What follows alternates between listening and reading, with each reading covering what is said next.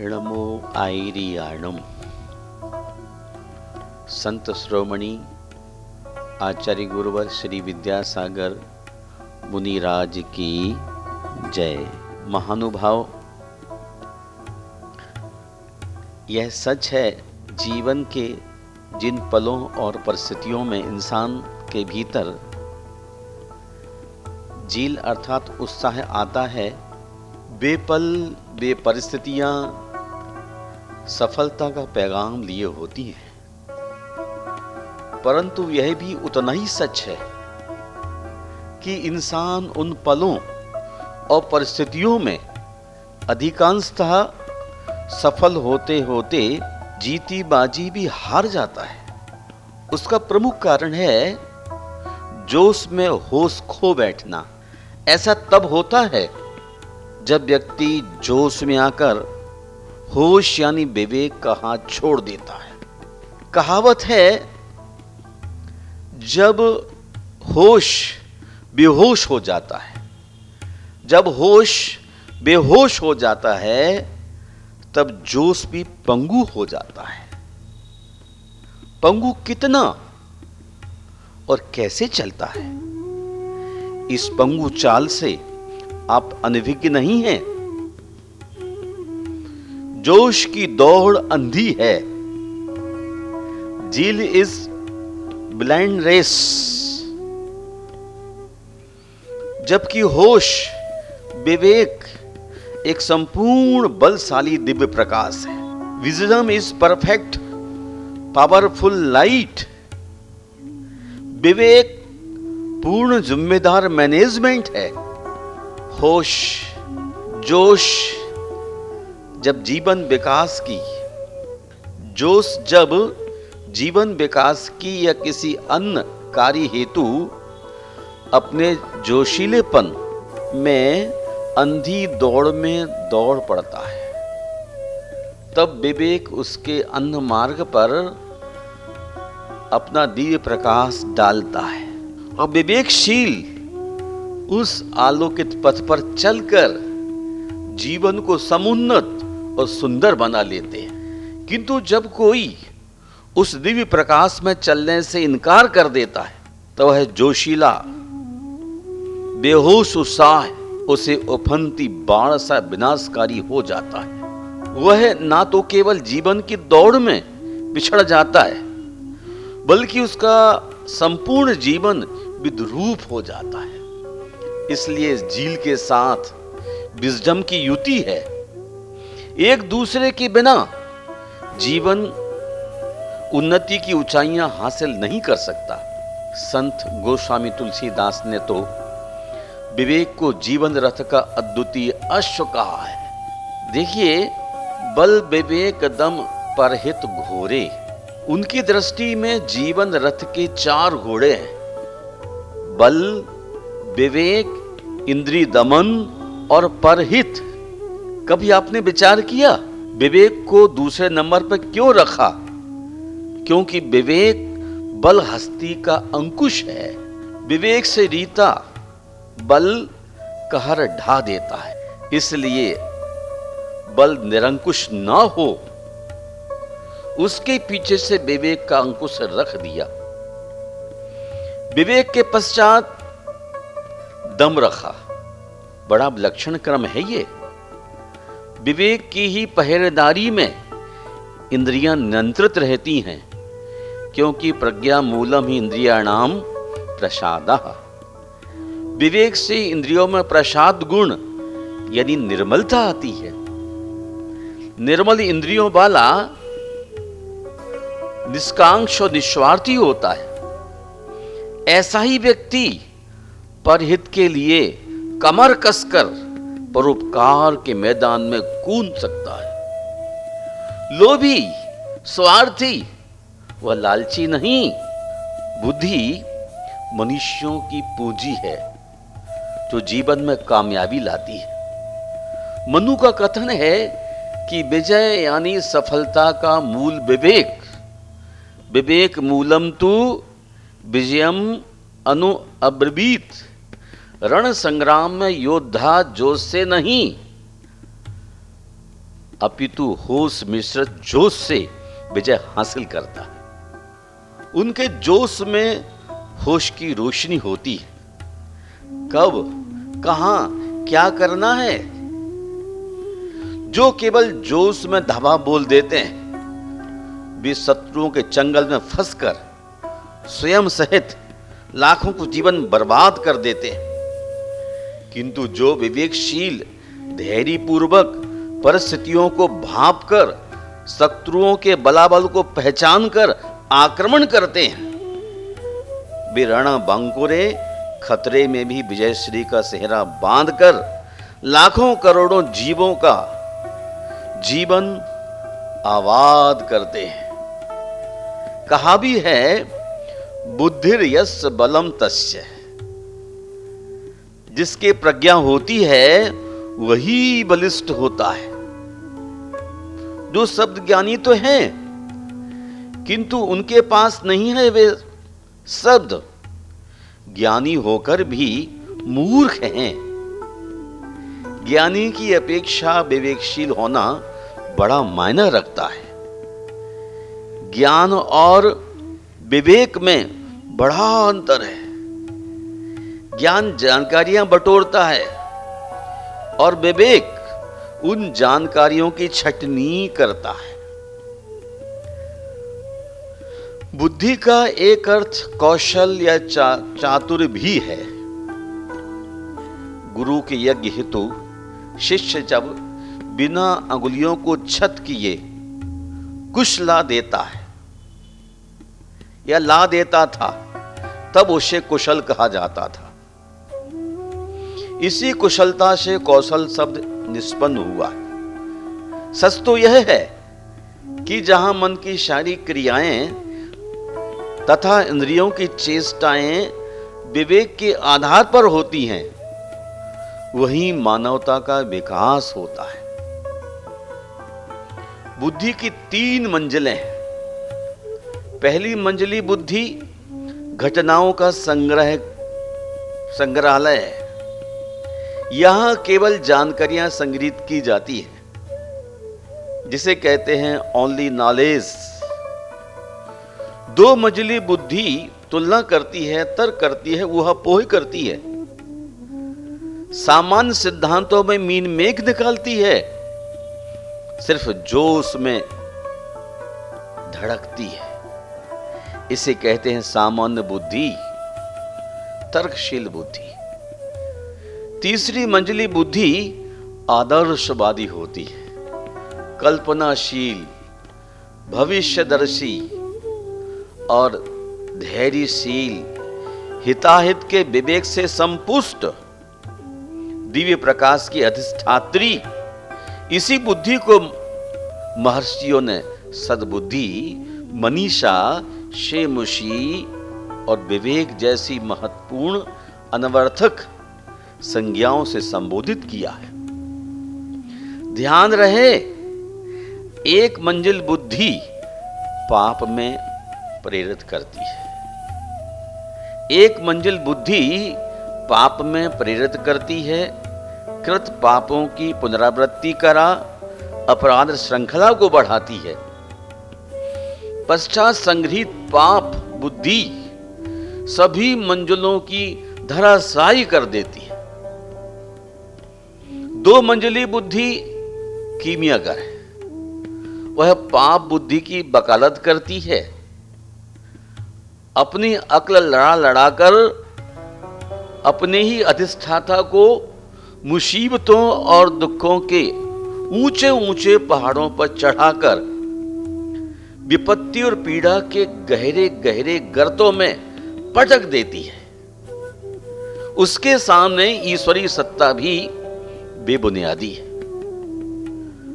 वह अपने तर्क वितर्कों के नुकीले पहने शस्त्रों से दूसरे के अहिमतों, विचारों और सद्भावों को चीड़ फाड़ कर लहू लुहान कर देती है।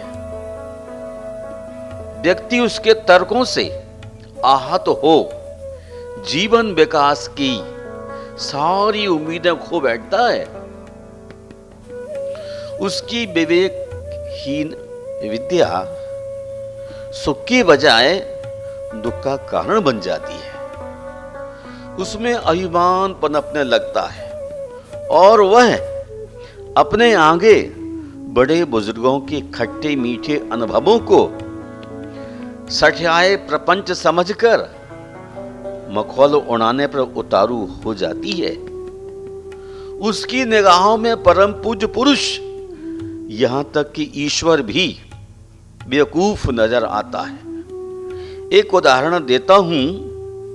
एक कन्या जो अभी अभी अमेरिका से पढ़कर आई थी, जो अपने आप को बहुत होशियार, बड़ा स्मार्ट और दूसरों को बेवकूफ समझती थी, अपने पिता को गंगा स्नान हेतु जाते देख बोल पड़ी, डैड, गंगा स्नान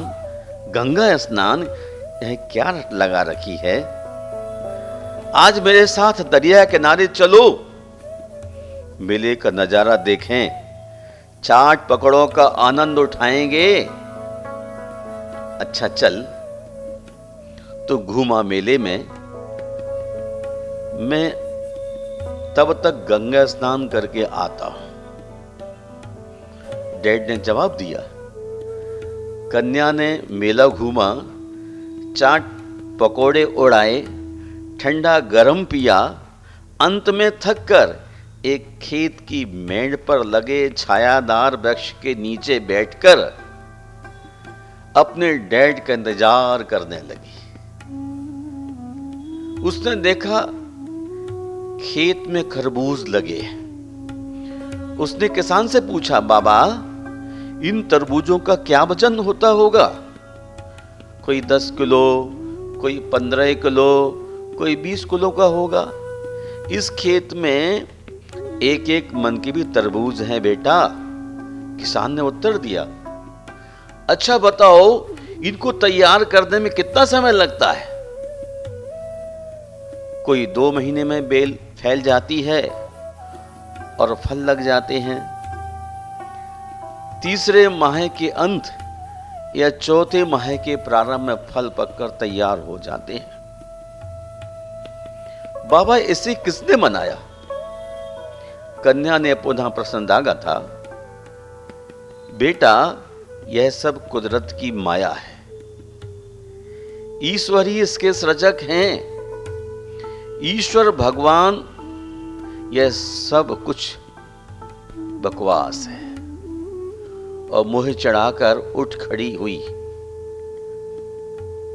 आगे बढ़ते ही उसे डैड आते दिखे। ओह डैड, आपने कितनी देर कर दी। आई लव यू डैड कहकर थोड़ा उचक कर डैड के गले में गल बहियां डाल कपोल पर मीठा सा चुम्बन जड़ दिया और डैड का हाथ अपने हाथ में लेकर आगे बढ़ गई। पिता अपनी आधुनिक पुत्री के इस आधुनिक प्यार से हैरान थे। रास्ते में उन्हें एक खूबसूरत बाग मिला। दोनों बाग के अंदर पहुंचे। कन्या थक गई थी, सो एक वृक्ष के नीचे बैठ गई। 2 पल पश्चात वह पर्स को सिरहाना बना लेट गई। सीधे लेटे लेटे उसने वृक्ष पर पीले पीले लटकते गोल गोल फलों को देखा तो डैड से पूछने लगी, डैड, इन फलों का वजन कितना होगा? बेटा, कोई 1.5 पाव के होंगे। डैड, इन्हें लगने में कितना समय लगता है? यही कोई 8-10 साल। और बेटा, इसमें 1 वर्ष में एक ही बार फल लगते हैं, 2-3 माह में फल पक जाते हैं। अच्छा डैड, ये बताओ, इसे किसने बनाया?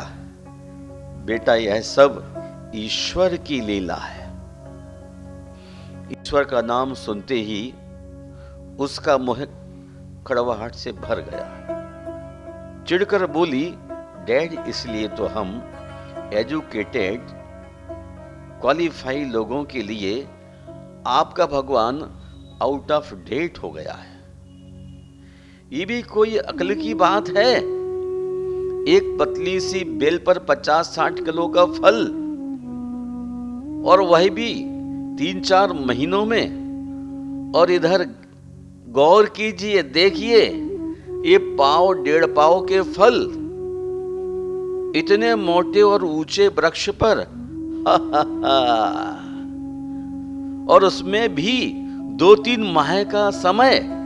डैड, है ना आपके भगवान बेवकूफ, आउट ऑफ डेट? इसलिए मैं कहती हूं यह सब बकवास है। पढ़िए डैड, पढ़िए, प्लीज अपना नॉलेज बढ़ाइए। बेटी मुँह बिचकाकर चित्त लेट गई। हवा के ठंडे झोंके ने इधर कन्या को सुला दिया और उधर वृक्ष से एक पका बेल फल सीधे उसके मुंह पर आ गिरा। शायद ईश्वरी अवमानना उसके लिए असह्य थी। उसका एक दांत टूट गया, मुंह से खून बहने लगा। वह चिल्ला पड़ी, डैड, व्हाट इज दिस? देखो डैड, ब्लड, ये टूथ। और सामने पड़े उस बिल्व फल को हैरानी से देखने लगी। पिताजी हंस पड़े, बोले, बेटा, जिसे तुम बेवकूफ समझती थी वही ईश्वर को धन्यवाद दो। देखो कितना दयावान, कितना बुद्धिमान। इतने मोटे और ऊंचे वृक्ष पर केवल 1.5 पाव के फल लगाए, और धरती पर पतली सी बेल पर 40-50 किलो का फल। यदि ईश्वर भी तेरी अक्ल, तेरे तथा कथित नॉलेज के मुताबिक तरबूज के वजन का मन भर का फल इस वृक्ष पर लगा देते तो आज तेरी हड्डियां चूर-चूर हो जाती। थैंक्स गॉड, जो एक दांत तोड़कर ही इस बेवकूफ की अक्ल ठिकाने लगा दी। पिता ने समझाया, बेटा, किताबी विद्या ही सब कुछ नहीं होती। विवेकपूर्ण विद्या, जीवन के अनुभव बहुत कुछ अर्थ रखते हैं। बेटे, जिस विद्या में विवेक नहीं होता वह विद्या जीवन को क्रूर और विद्रूप बना देती है। विवेक का समादर ही ईश्वर का, कुदरत का विवेकपूर्ण विचार है। इतने बड़े फलों का धरती पर पैदा होना उसकी सुंदरता है और सुरक्षा भी है। बड़े पेड़ पर छोटे छोटे फल विवेक की, प्रकृति की और कानूनों की सुंदरता है। यदि प्रकृति का परफेक्ट मैनेजमेंट है, यह प्रकृति का परफेक्ट मैनेजमेंट है कि हर चीज अपने अपने ठीक समय और स्थान पर खड़ी है और बाकायदा ठीक समय पर प्रकृति के कानूनों का पालन कर रही है। बेटे, विवेकहीन विद्या कानूनों का उल्लंघन करती है, तर्क वितर्क ऊहापोह करती है, जबकि विवेकशील विद्या सबके अस्तित्व को स्वीकारती है। ये दोनों प्रकार की बुद्धियां ज्ञान का अपच कहलाती हैं, चूंकि ये जानकारियों से संपुष्ट होती है। तीसरी मंजिल की बुद्धि विजडम कहलाती है। यह पाप से छुटकारा दिलाती है। ऋषियों ने इसे कामना पूर्ण कामधेनु कहा है। मनुष्य की विवेक बुद्धि को ज्ञान की जन्मदात्री ही माना गया है।